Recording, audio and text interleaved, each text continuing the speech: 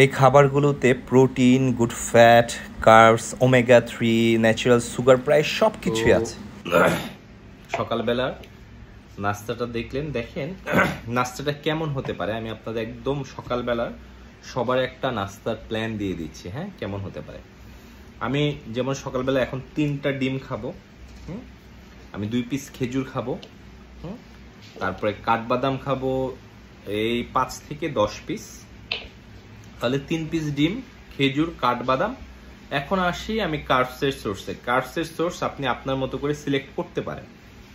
আপনি অ্যাপেল খেতে পারেন, ফ্রুটস থেকে হয় অ্যাপেল, নয় আপনি কলা খেতে পারেন। হ্যাঁ, আপনি যখন ব্যালেন্স করতে চাবেন, হ্যাঁ, সব খেলে আবার হবে না, অনেক হাই ক্যালোরি হয়ে যাবে। হ্যাঁ, তারপর অথবা আপনি ধরেন আটার রুটি খেতে পারেন, আপনি 2 পিস আটার রুটি বা সবজি, অথবা 1 পিস আটার রুটি বা সবজি। হ্যাঁ, এরকম অথবা অপশনগুলো আছে, কিন্তু যেটা একদম মাস্ট রাখবেন, ডিম রাখবেন। আপনি আপনার সামর্থ্য অনুযায়ী 1টা, 2টা বা 3টা ডিম রাখতে পারেন। আর আপনি সারাদিনে 2 থেকে 3টা ডিম কুসুম সহ খেতে পারেন। এক একজনের বডি কন্ডিশন অনুযায়ী 2টা কুসুম বা 3টা কুসুম আপনি খেতে পারবেন। বাকি যদি খেতে চান হোয়াইট পার্ট খান।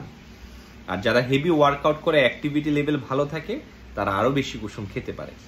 তো সকালবেলা মিল প্ল্যানটা আপনারা এভাবে সেট করতে পারেন। হ্যাঁ, অপশন আমি দিয়ে দিলাম, বলে দিলাম। ভালো থাকবেন, সুস্থ থাকবেন, টাটা।